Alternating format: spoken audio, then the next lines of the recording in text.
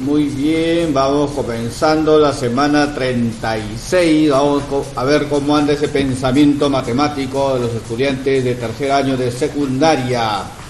Así que comencemos con esta semana y ya nos queda una más para terminar el año académico. Entonces comencemos. Semana 36, aprendo en casa, tercer grado de secundaria, matemática, título, el mismo título de la semana 35, gestionamos nuestra cuenca. Día 3, miércoles 9 de diciembre, actividad 1, calculamos las distancias en mapas topográficos y en mapas con sistema de coordenadas. Entonces este es nuestro título para el día miércoles, día 3, ¿ya? Entonces comencemos primero con las competencias. La competencia obviamente es la misma que trabajamos también la semana 35, que se trata de resolver problemas de forma, movimiento y localización. Y sus capacidades, las 4 capacidades que ustedes también ya conocen, ¿no? La capacidad 1, modelo objetos con formas geométricas y sus transformaciones. La capacidad 2, comunica su comprensión sobre las formas y relaciones geométricas. La capacidad 3, sus estrategias y procedimientos para orientarse en el espacio. Y la capacidad 4, argumenta afirmaciones sobre relaciones geométricas, ¿ya? Entonces esa es nuestra competencia y sus capacidades que ya hemos trabajado la semana 35. Muy bien, jóvenes, entonces sigamos. ¿Cuál será nuestra competencia transversal? Bueno, la misma que venimos trabajando, ¿no? Semana a semana, gestiona su aprendizaje de manera autónoma, ya que ustedes son los que gestionan su aprendizaje con el apoyo de los docentes de la institución educativa, ¿no? El propósito es el similar, ¿no? Lo que trabajamos la semana pasada también. Establecerá relaciones entre las características de las formas geométricas y las expresarás con dibujos y lenguaje geométrico. Emplearás estrategias y procedimientos para determinar el área y volumen de las formas geométricas irregulares y tridimensionales y plantearás afirmaciones sobre las relaciones y propiedades que descubrirás entre los objetos y formas geométricas, ¿ya? Entonces ese es nuestro propósito, ¿no? Como digo, en esencia es el mismo que ya trabajamos, ¿no? El que trabajamos la semana pasada también. Muy bien, ahora sí, listos y preparados, ¿no? Ya estás cómodo en un lugar tranquilo para tu clase de matemática del día miércoles, día 3. Actividad 1, calculamos las distancias en mapas topográficos y en mapas con sistema de coordenadas, día 3. Muy bien, la situación 1 que se nos presenta dice: de acuerdo al mapa topográfico determina cuál corresponde a un cerro y cuál a una depresión del terreno y explica por qué. Ahí tenemos los dos casos, ¿no? Vamos a ver cuál es el cerro, cuál es la depresión. Una depresión es, ¿no? Un hundimiento, ¿no? De tierra. Entonces veamos.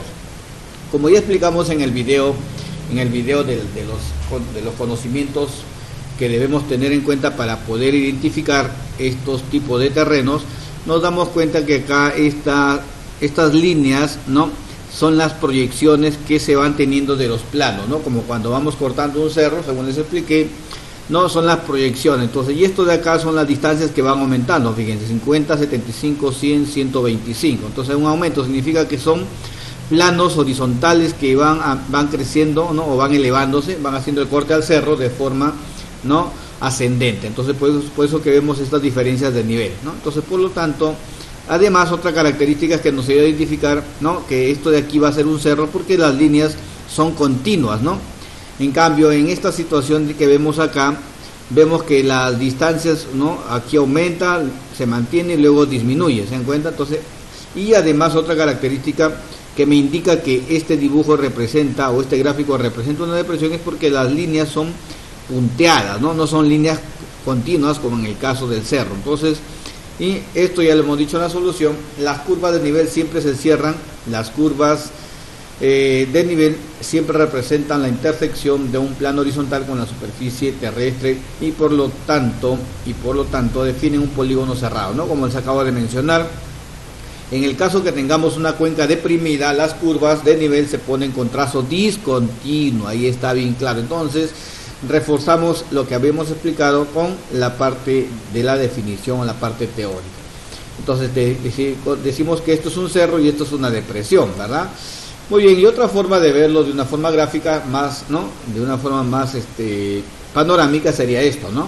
Observen, tenemos acá el cerro y tenemos acá la depresión, por eso que esto representa un cerro y esto representa una depresión, ¿no? Porque los valores, se dan cuenta, acá son ascendentes, en cambio acá, ¿no? Las líneas son discontinuas y acá las líneas son continuas. Entonces eso nos indica que esto es una depresión, ¿no? Entonces, tanto por la forma que tiene la figura ya que sus líneas son continuas, y la de acá igual sus líneas son discontinuas, ¿no? Y los valores son oscilantes, no suben y bajan. Entonces ahí tenemos la solución de la situación 1.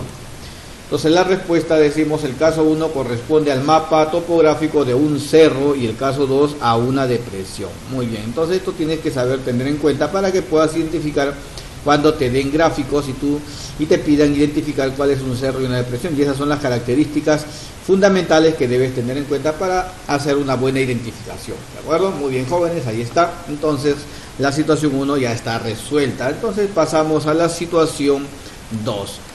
Veamos qué nos dice la situación 2. En el siguiente gráfico muestra las curvas de nivel de un mapa topográfico. Entonces veamos, fíjense, ahí tenemos, ¿no?, las curvas de nivel de un mapa topográfico. Acá hay tres proposiciones que debemos, ¿no?, seguramente hallar. Entonces dice, mide la letra A, mide con regla la distancia del punto A al punto B en el mapa si la escala es de 1 a 25.000.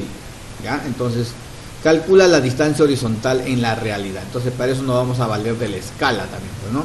Entonces la letra B dice, determina la diferencia de nivel entre A y B.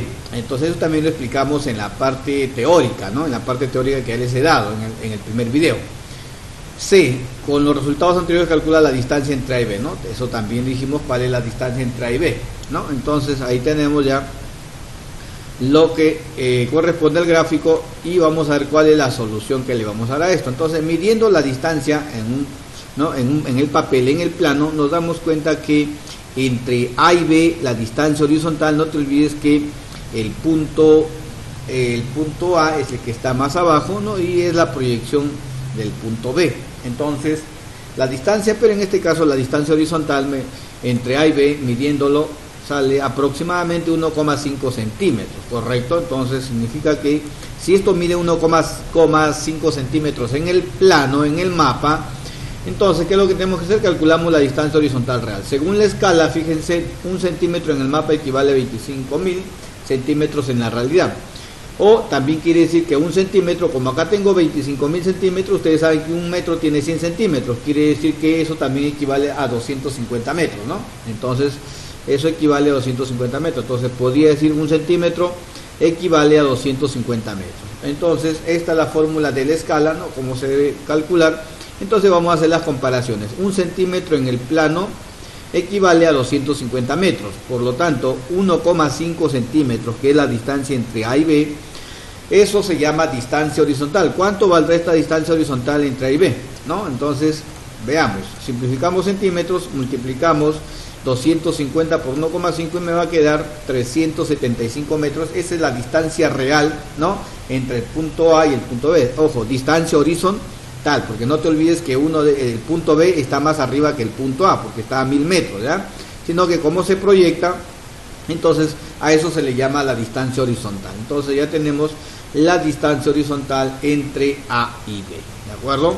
Muy bien, calculamos la diferencia de nivel. Eso es algo muy sencillo, como te acabo de decir, el punto B está más arriba que el punto A, ¿no? Son los planos, ¿no?, las proyecciones, como te dije. Entonces lo que tenemos que hacer simplemente es restar 1000 menos 500, por lo tanto la diferencia de nivel entre A y B, ¿no?, esa pequeña altura, esa diferencia de nivel es de 500 metros, ¿correcto? Entonces ahí tenemos la situación 2, letra A y letra B está ya resuelto, y nos faltaría solamente la letra C para calcular la distancia ya entre A y B, ¿no?, esa distancia inclinada, ¿no?, esto de acá, ¿no?, la distancia inclinada entre A y B. Obviamente el punto B está hacia arriba, ¿verdad? No, que acá, bueno, esto simplemente es el esquema del dibujo en el plano. Muy bien, viéndolo ya de una forma más real, más realista, y miren, tenemos este esquema un poco más realista, y acá están las curvas de nivel. Esos son los planos que les mencionaba. Este plano, como les dije, está a 1000 metros, y este está a 500 metros, ¿no?, que son las curvas de nivel, ¿no?, que son los planos que determinan esas curvas de nivel. Por lo tanto, ahí te das cuenta que la diferencia de 500 a 1000 es 500, ¿de acuerdo? Entonces ahí tenemos, ¿no?, los dos planos que cortan a este cerro, ¿de acuerdo? Muy bien, entonces vamos marcando el punto A y vamos marcando el punto B, que está más arriba, te dije antes, ¿te acuerdas? Entonces ahora sí, la distancia horizontal, ¿no?, la distancia horizontal es esta de celeste, la distancia de nivel es esta de amarillo, ¿no? Y la distancia entre A y B, que es lo que me piden, es la de verde. Entonces, fíjense bien, esta es distancia horizontal, que ya lo calculé, esta es la diferencia de nivel, que también lo calculamos, y la distancia entre A y B, que es lo que me piden. ¿Correcto? Entonces, la distancia horizontal entre A y B ya dijimos que vale 375, esto vale 375, y la distancia, la diferencia de nivel entre A y B es 500 metros. ¿Correcto? Aplicando el teorema de Pitágoras en el triángulo rectángulo formado, entonces, ¿qué decimos? Que la distancia entre A y B, eso es la hipotenusa, ¿verdad? Es igual a los catetos, que son las distancias horizontales, la diferencia de nivel, elevados al cuadrado y sumados ambos, ¿no? Ese es el teorema de Pitágoras. Muy bien, entonces, reemplazando los valores de las distancias horizontales y la diferencia de nivel, tenemos acá, ¿no? Ya reemplazando, elevando al cuadrado y luego sumando, ya me quedaría esta cantidad a la que le tengo que sacar raíz cuadrada, la que me va a dar aproximadamente 625 metros. Significa que la distancia entre A y B es 625 metros. ¿Se dan cuenta? Ahí está la situación, la letra C de la situación 2. ¿Ya, jóvenes? Así de sencillo, ¿no? Entonces, como te das cuenta, en vista real ya sería así, ¿no? Como este esquemita que ves ahí, ¿no? Muy objetivo, ¿no? Donde se puede identificar bien los elementos, ¿no? Las líneas que tuviste anteriores eran solamente las proyecciones, ¿de acuerdo? Ahí está. Entonces, ya sabes, ¿no? Pausas el video para que puedas plasmar tus soluciones para tus evidencias. ¿Ya, jóvenes? Muy bien. Entonces, continuamos con la siguiente situación. Situación 3, dice, usando el mismo mapa, el ejemplo, o sea, se refiere a determina la distancia entre Yapatera y Mamayaco utilizando las coordenadas UTM, ¿no? Que también esto ya lo expliqué en el video de la teoría, ¿no? La parte teórica, ¿no? Muy bien, entonces, ojo, no te olvides que son siglas en inglés, que también te lo expliqué en el video anterior, en el video número 1 de esta semana. Entonces, fíjense en la solución. Entonces, esto de acá corresponde, esta línea es línea norte y esta es línea este, ¿de acuerdo? Ahora, vamos a ver. Igual acá para Mamayaco, línea norte y línea este. Entonces, vamos a colocarle Y para Yapatera, y en este caso las coordenadas de Y hacia el norte.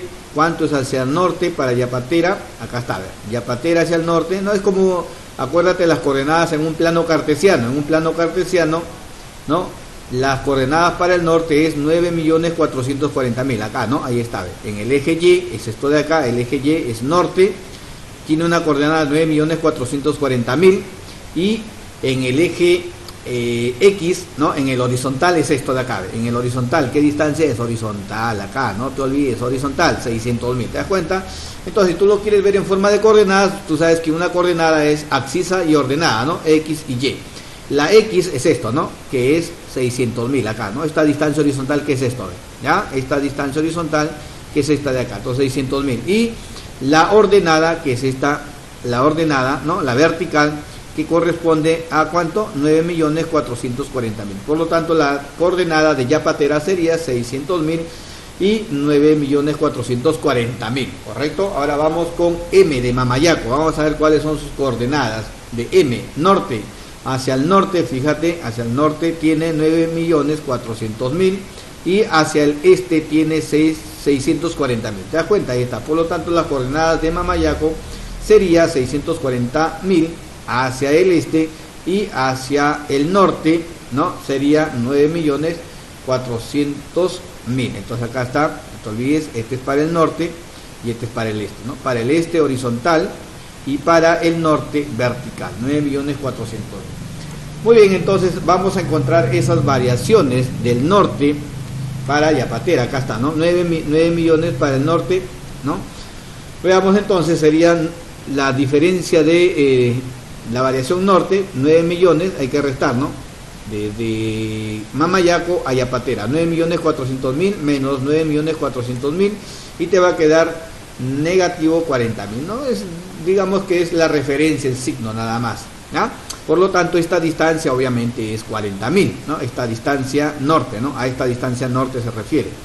Entonces, por lo tanto, la distancia norte sería 40.000. Y la distancia este igual, ¿ya? No te olvides, la distancia este, restamos 640.000 menos 600.000. Y por lo tanto, ahí vas a tener que la distancia, la variación de hacia el este es 40.000. Por lo tanto, ahí está, tenemos hacia el este 40.000, hacia el norte, ¿no? Hacia el norte menos 40.000 o 40.000. Bueno, las distancias son las mismas, ¿no? La distancia se da siempre en valor positivo, por lo tanto, ahí lo tienes, ¿ya? Muy bien, entonces, vuelvo a repetir, la variación norte es 40.000 de distancia, el signo de referencial, simplemente por la resta que se ha hecho, y hacia el este, la variación este es esta de acá, que es 40.000, ¿de acuerdo? Muy bien, aplicando el teorema de Pitágoras en el triángulo rectángulo formado. Entonces, esta distancia es la que me piden entre Yapatera y Mamayaco, ¿verdad? Entonces, aplicando el teorema de Pitágoras ya tenemos esto, ¿verdad? Entonces, ahí tenemos la distancia horizontal entre Yapatera y Mamayaco al cuadrado, más la variación extra al cuadrado, más la variación norte al cuadrado. Solamente tenemos que reemplazar estos valores, ¿no? Al elevar al cuadrado tenemos esa cantidad, luego tenemos que sacar el cuadrado y me va a quedar aproximadamente 56.568,54 metros, que sería la distancia entre Yapatera y Mamayaco, ¿no? Más de 56 kilómetros. Entonces la respuesta, diríamos, la distancia horizontal entre Yapatera y Mamayaco es aproximadamente igual a 53.569 metros, ¿verdad? O sea, 53.569 kilómetros, ¿de acuerdo? En kilómetros tendríamos que dividir entre mil. Entonces, más de 53 kilómetros, ¿correcto? Entonces, esa es la situación 3, jóvenes, ¿ya? Entonces, ya está corregido. Entonces, esa es la distancia, esta distancia de amarillo, ¿ya? Entonces, muy bien, eso es la situación 3 del día 3, del día miércoles. ¿De acuerdo? Entonces ahí tienes la solución, ¿ya? De forma didáctica para que lo puedas entender. ¿Correcto? Entonces vamos al día... antes de que siga con el día jueves, había otra solución, ¿no? La solución es también, profesor, pero también podría haber utilizado el triángulo rectángulo porque hay los dos catetos, las dos distancias que son perpendiculares tienen el mismo valor, claro, 40.000, 40.000, ¿no? Es un triángulo de 45, 45 que es A y A, ¿verdad? Entonces significaría que ese valor de A, si nosotros lo vemos en el plano, se vería así, ¿no? ¿Te das cuenta?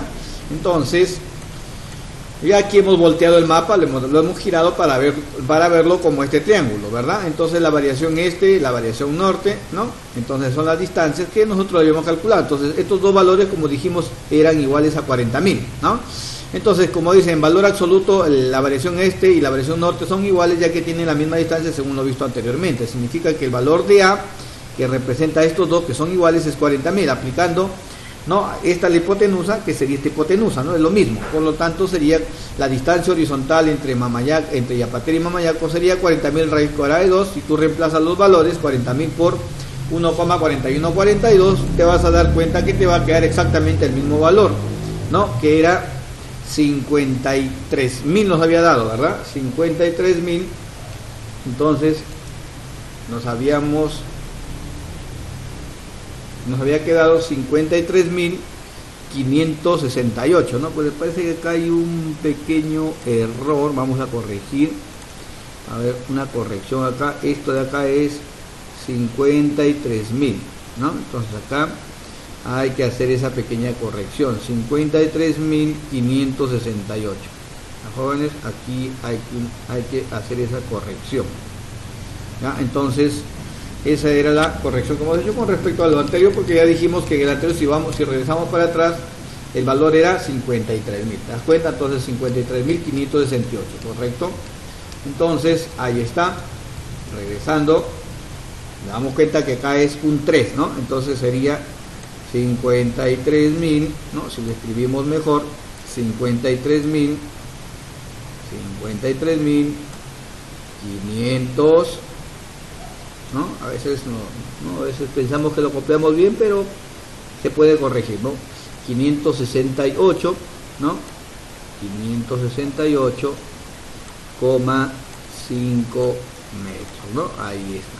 Entonces, en metros, correcto, ahí está. Por lo tanto, ahí tenemos la distancia entre Yapatera y Mamayaco, ya que nosotros ya lo hemos aproximado y hemos dicho que es 53.569, ¿ya, jóvenes? Entonces esa es la otra solución que acabamos de mencionar, ¿ya? Correcto. Entonces eso corresponde al día 3, ¿ya? Del día miércoles. Muy bien, vamos con el día 4, entonces, ¿ya? Entonces, esa es la otra solución que debes tener en cuenta, ¿no? No solamente hay una solución, pueden haber otra solución, ¿de acuerdo? Muy bien. Entonces, continuamos con el día 4.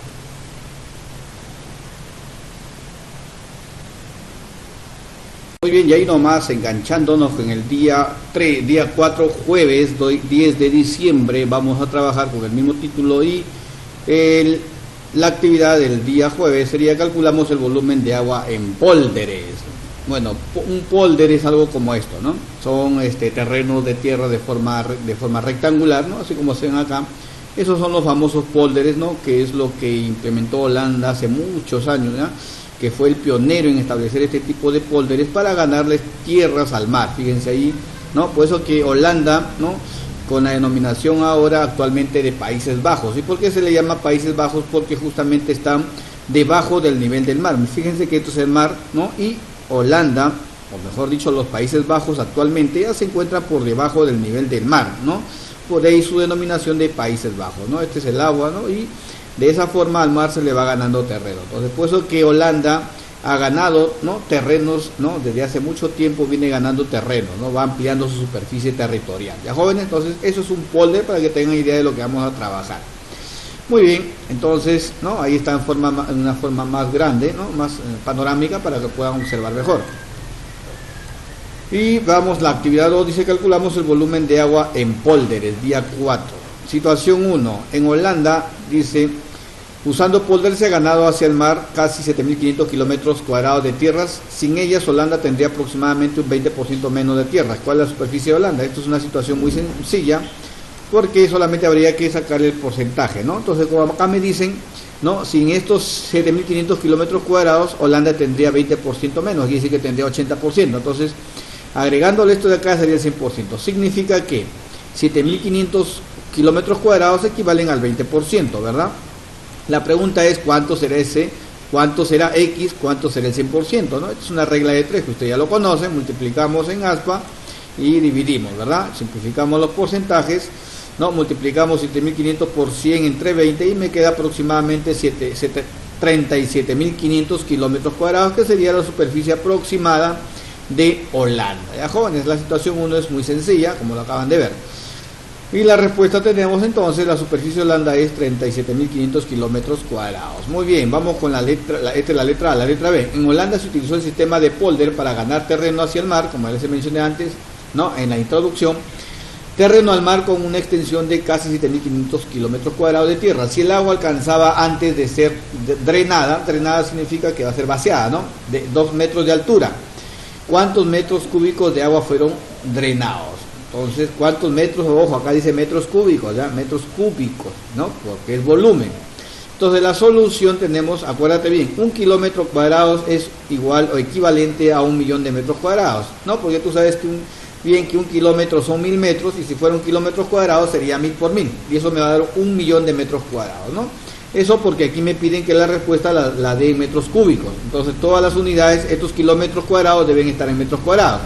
Entonces voy a multiplicar para el volumen, como yo quiero el volumen, debo multiplicar, que esto de acá es la extensión, la superficie, ¿verdad? Quiere decir esto como si fuera el área de la base, por la altura, ¿de acuerdo a esos prismas? Claro, pues los prismas, ¿no? Área de la base por la altura. Entonces el área de la base, que se da en metros cuadrados o kilómetros cuadrados o en centímetros cuadrados, esto de acá representa el área de la base, ¿no? Que en este caso es la superficie de tierra o de terreno.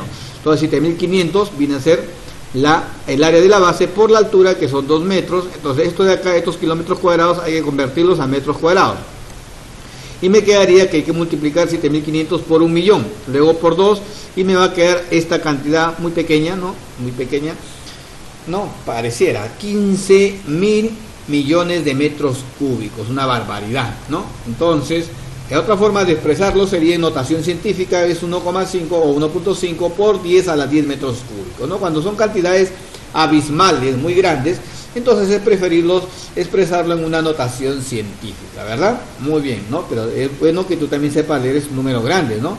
15.000 millones de metros cúbicos, ¿correcto? La respuesta entonces decimos fueron drenados 15.000 millones de metros cúbicos, o 1,5 por 10 a la 10 metros cúbicos, ¿de acuerdo? Muy bien, jóvenes, ahí tienen la situación 1, letra A y letra B, ¿no? Ahí está. solucionado para que tú lo puedas ya plasmar como tu evidencia. Muy bien, entonces, correcto, sigamos, ya nos queda poco. Siguiente, que nos toca ahora ver, ¿no? A ver, situación 2, dice, de acuerdo a la propuesta de tratamiento integral para la reducción de la vulnerabilidad frente a inundaciones y escasez hídrica en la cuenca del río Chira y Piura, se presenta la siguiente tabla para la construcción de polder. Fíjense bien, ¿ah? Acá tenemos entonces los subpolderes, 1, 2, 3, 4, el área de cada polder. Ojo, esto está en hectáreas, ¿no? Los que vivimos aquí en la selva sabemos, ¿no?, a qué se refiere la hectárea, ¿no? Los que tienen terreno, tienen sus chacras, ¿no?, saben a cuánto equivale una hectárea, ¿no? O no. Sería el colmo que no lo sepan trabajando en la chacra, ¿no? Muy bien, entonces, acá tenemos el área de cada polder, ¿no? El 1, 574, y el promedio de profundidad del agua, la que tiene, ¿no?, o la altura o la profundidad del agua, 9,40 metros. El 2, 9,47 hectáreas, ¿no?, de área, no te olvides, o superficie, si quieres decirlo así también, y una profundidad de 9,92 metros. El polder 3 o subpolder 3, 2.054 hectáreas, ¿no?, y una altura o profundidad de 6,16 metros.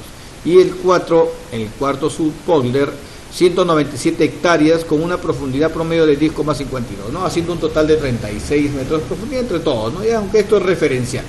Esto casi es un dato no muy objetivo, porque es la suma de la cantidad de superficie.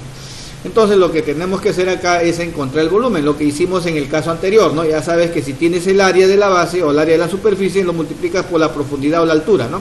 Entonces esto de acá es como si fuera el área de la base por la altura. Entonces tienes que multiplicar, pero previo a ello no te olvides que tienes que convertir las hectáreas a metros, ¿no?, a metros cuadrados. Entonces tú sabes bien que una hectárea equivale a 10.000 metros cuadrados, ¿ya? Nosotros los de la selva sabemos muy bien esto, ¿no? Y los de la sierra también, pues, ¿no?